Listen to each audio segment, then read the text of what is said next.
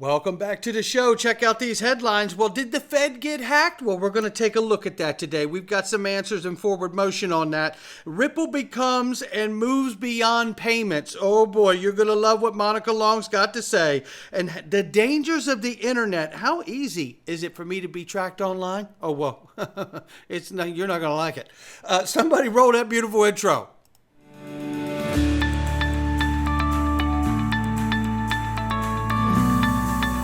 Digital Perspectives with Brad Kimes. Come on in.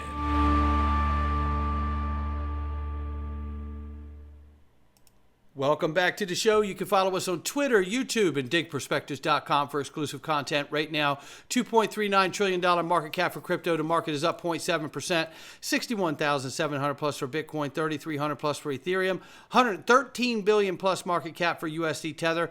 And in 4 days, USD Tether will not qualify as a stablecoin in 27 nations in the European Union. Let's see what happens there. Be a great time to launch the real USD on the Ripple Ethereum network, don't you think? I'm not sure what will happen. I'm just saying. Power of suggestion. $32.9 billion market cap for USDC at the moment. How much will they get once USD Tether doesn't qualify as a stablecoin? We'll see. In the EU, 47 cents for XRP. It's not setting the world on fire right now, but you know what? There's been a call for a $1.7 trillion market cap for XRP in 2025. If that were to happen, we would be staring down the barrel of a $17 XRP, according to Grok on X. We're off by 0.2 on the 24, and we're off by 4% on the 7-day. Range of price very tight between 47 and 48 cents. We'll keep an eye on it as always. And here is a public service announcement very quickly that you do not have to live in Massachusetts to donate to JohnDeatonForSenate.com. Please give whatever you can. This is one of the most important elections, not just for crypto, but our country too. Don't believe it. It's still true. Vote for John Deaton. We have 5 days left until the end of the quarter, and every little thing helps. Please do what you can. I know I am and have been. There's no question about it, and I will continue to. This here from Echo X. Echo the truth, baby. Yeah, he says, all the downloadable links are up. Here, the LockBit infrastructure that is claimed that they have hacked the Fed is back online and the files have been released. It's time to discover. And what we have discovered so far from people reporting on the matter is that the notorious hacker group LockBit claims to have hacked the Federal Reserve. LockBit Ransom Group added the Federal Reserve to the list of victims on its Tor data leak site and threatened to leak the stolen data on yesterday. But nothing was released that we're aware of other than the links that were provided. And the links that were provided actually show that there was an attack on Evolve Bank. So if you are banking with Evolve Bank, you may want to look into the matter further. There is no information directly linking at this point to the Federal Reserve, but it has stated that LockBit has stated that they have 33 terabytes of information they will be releasing soon. So we will keep following it to see what's going on, but so far all the links have revealed that Evolve Bank is the one being hacked at this point. We'll keep you up to date on it. But that does bring the question, what would happen if that happens to the Federal Reserve? I've commented tons of times on this channel about how the market or the payment infrastructure and financial infrastructure of this world, let alone the Fed, is antiquated, vulnerable, and it needs to be rebuilt. Well, for more than a decade now, it's exactly what Ripple has been doing. And I have called Ripple for a long time the Fed 2.0, 3.0 if you want to, whatever.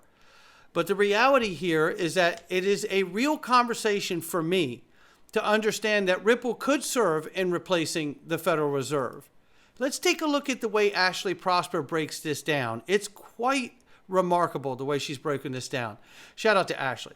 Steps, and give her a follow. Steps Ripple would need to take in order to replace the Federal Reserve. Legislative support. Enormous legislative changes would be required.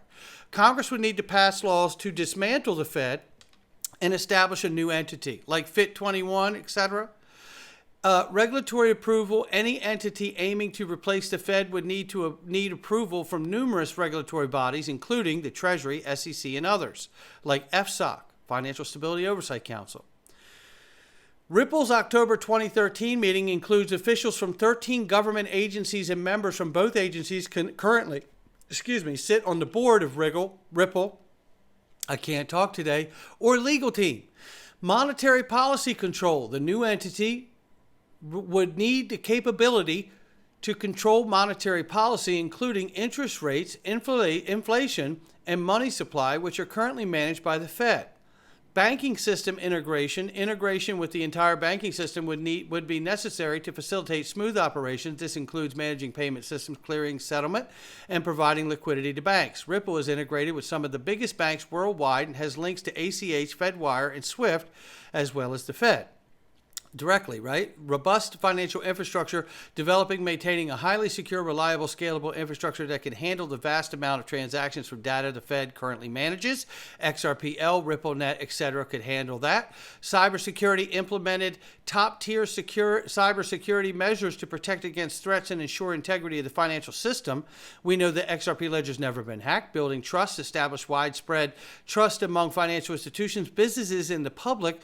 Trust is paramount for a central bank, no doubt about it. Public scrutiny in court, 1,700 unannounced partnerships or contracts, etc. Don't forget those 1,700 contracts that Ripple is working very hard throughout the entire case, including the last stage, the remedies phase, to keep all of that private for their business strategies. Yeah, pre-allocated option contracts are very important to Ripple's business strategies. If you don't believe me, see the Ripple lawsuit against R3. Stability. Prove the ability to maintain economic stability and manage crisis effectively, something the Fed has mechanisms and experience to handle. No blockchain, no asset more stable than XRP Ledger and XRP. Damn right. Transparent governance. Establish a transparent, accountable governance structure. This would include a board of directors or similar body to make major policy decisions. Done and done. International coordination, coordinate with other central banks, international financial organizations to ensure global economic stability. Bank of England, Bank of America, Bank of Bhutan, BIS, World Bank, ECB, IMF, you get the picture. Currency issuance, gain the authority to issue currency. This includes physical currency in digital forms. The real USD, anyone? Not to mention the fact that if this case goes to the Supreme Court, it may just be that the Supreme Court is where we find out what XRP is, which I believe is a currency. Because so far, we found out from Judge Torres what it isn't, which means it is not a security. Lender of last resort. Establish mechanism to act as a lender of last resort to prevent bank runs, ensure liquidity in times of financial stress. Brianna Madigan from Ripple, head of XRP Global Markets, and then the former head of XRP Global Markets before that was Miguel Viez, and they all refer to XRP and Ripple as a lender of last resort. Hiring XR experts, employ a large number of experts in economics, finance, technology, law, and other fields relevant to central banking. Do we need to discuss UBRI, hackathons, etc., not to mention the laundry list of talent Ripple has attracted to both senior and lower level positions? Well said there by Ashley. Research and development, invest in ongoing research to continually improve the financial system and adapt new economic challenges. And here you see a detailed transition plan, create a detailed phase transition plan to shift responsibilities from the Fed to new entity without causing economic disruption. This is where I want to intervene right here and say, check this out. Well, that is really part of what I see with the introduction of stablecoins being private-public relationship, because that is your detailed transition plan as far as I'm concerned, just like Susan Friedman, Craig Phillips, Michael S. Barr, and Rosie Rios, all from the U.S. Treasury at Ripple. And then Michael S. Barr going to the Federal Reserve to help architect stablecoin legislation alongside of Congress and the Treasury. So this is remarkable when I see a detailed transition plan, because that's what all of this looks like to me. And introducing stablecoins soaks up the bulkhead of hyperinflated dollars, because we don't know how bad it'll get, but that's really what you're talking about here. And then ultimately moving to introduce a wholesale CBDC on the back end for the central banking system, and that is where you can really get involved with pegging a dollar amount to XRP, like a $200 bill, which was floated by David Andofato from the St. Louis Fed years ago in the Fed coin report. Now, what's interesting about that is that if you get to a point where you're pegging a dollar amount to XRP on a wholesale CBDC back-end issuance, then what you're really talking about is XRP being a currency, which is why I believe it's got to go to the Supreme Court to get such a designation from the highest court in the land. 16 actually says public communication, develop a comprehensive strategy to communicate with the public international community about changes, benefits, and new processes. I'm not saying Ripple will replace the Fed, but they'd be a good candidate for it. Oh my goodness. Ashley Prosper is super smart as always. Give her a follow if you haven't done so. This is really what we're talking about here. You know, showing this illustration of Ripple sitting at the table with the Undersecretary of Domestic Finance for the U.S. Treasury, as well as Stellar is there, is not, it's not, again, when I see all of this, it lends itself to what I know. The larger macro idea is really to deal with the spillover shocks and stress on the U.S. dollar, the petrodollar agreement unwinding, and at the same time dealing with the bloat of the debt that is carrying on the back of the Federal Reserve. Ultimately, I think this is where we're going. But let's turn our attention now to the ETFs. You know, Egg Crypto said, you know, and I'm paraphrasing, but he requoted this tweet, and I can't find it right at the moment, but it was so good. And it was something to the effect of basically, you know, when things are really bad, then you finally see that light that shows you that the upside is coming. And I didn't do a good a job as Egg Crypto did at saying it, but I do know this. He's absolutely right. We are at such a low of negativity, and I'm still waiting to find out what USD Tether is going to do to this market as it's being pushed out of regulation and compliance at this point in another 4 days in the EU. So I think we got some more unknowns to figure out here. But nevertheless, it's always really, really bad right before things explode. And if we get through the other side of this USD Tether threshold and find out what it really, how it really lines up with regulators and legislators in the world, we're past it. And it doesn't mean there won't be other issues, but that is the big, big foot that's got to drop there, ladies and gentlemen. But knowing that we are still in line for the next round of ETFs, spot ETFs for Ethereum, is progressing smoothly, and this gives us all hope that we know that the market is really being pushed to drive liquidity from the traditional investor side of the table and not the crypto side of the table, which tells me USD Tether does have a problem coming to it, because if they want Bitcoin and Ethereum to survive, USD Tether has been the main liquidity flow for their survival. Introducing spot Ethereum ETF and spot Bitcoin ETFs guarantees new liquidity draws that do not involve USD Tether, which means that USD Tether is probably going to get a spanking. Let's listen to Monica Long in this clip here, and it's a great clip. I'm going to play this, and I could play the whole thing, but I can't. It's too long. But I played clips this morning. This is a different clip I want to take you into. And Monica is just breaking it down right here. I want to play this right on out.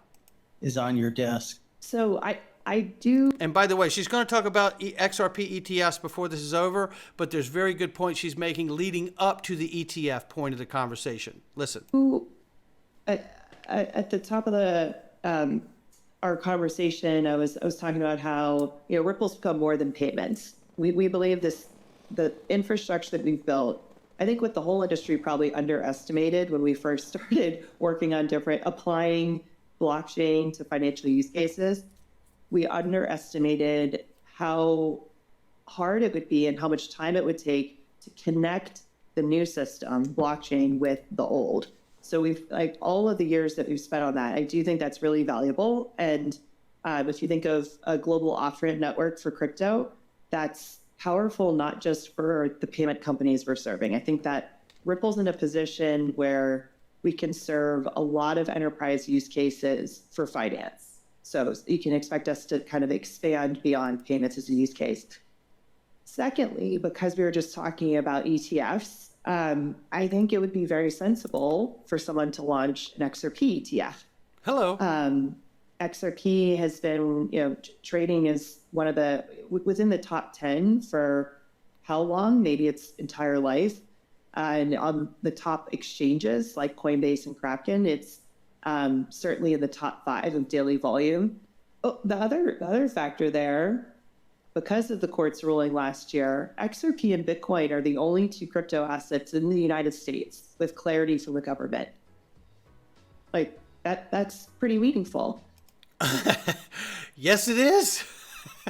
Well said, Monica. It's very meaningful. And Ripple stablecoin, the real USD, will be back 1-to-1 US dollar cash reserves. The only way more will be printed is when the backing reserves increase. The big news coming is the major US bank announcement that will be holding Ripple's billions of dollars, ladies and gentlemen. That's what we want to know. Who's it going to be? BlackRock? Who's it going to be? The future is near. Ripple will announce 3 major banks that are now prospects for Ripple. According to Thomas Pekka, take a listen. 2 major prospects. I cannot name it, but hopefully you will read it in the press in the near future. They both of them, and I was really surprised, actually it's 3, and these are real, positively meant monsters of banks. 2 major... These are real monsters of banks, ladies and gentlemen. That's what these are. Look, I tell you, this is pretty remarkable. I couldn't be more excited where all of this is going. And look, as far as I'm concerned, bring it on. That's what I say. Bring it on. And take a listen to this last clip right here when Monica Long lays down that they've identified new opportunities for Ripple to be holistic enterprise blockchain infrastructure provider, which really means that Ripple has become way more than just payments. They're moving way beyond payments here. Listen. Country, so we can support, connectivity to payouts in more than 80 markets now. Connectivity to payouts in more than 80 markets. As well as custody as another key infrastructure component, which we've acquired through acquiring the company Medico it was a year ago now, 1 year anniversary. And then also, we've built a bunch of different compliance features in order to serve our payments customers. So how's business today? It's the payments business grows, but then we've identified kind of new opportunities for Ripple to be a holistic enterprise blockchain infrastructure provider. So you think about a financial institution that wants to do payments, or maybe in the future, different types of real-world asset tokenization. We can provide that kind of end-to-end infrastructure. There you have it right there. And that's how the game's won, ladies and gentlemen. That's how the game is won. Yeah. And remember, Monica's been there since damn near day one. Monica knows she knows the score. She knows what's going on. Look, it's not financial advice from me or anyone else. It's just my digital perspectives. And speaking of which, you could join us in the Freedom Zone where we cover extra content. Boy, are you going to want to get in here today. The dangers of the internet, ladies and gentlemen. How easy is it to be tracked online? This is going to scare the daylights out of you.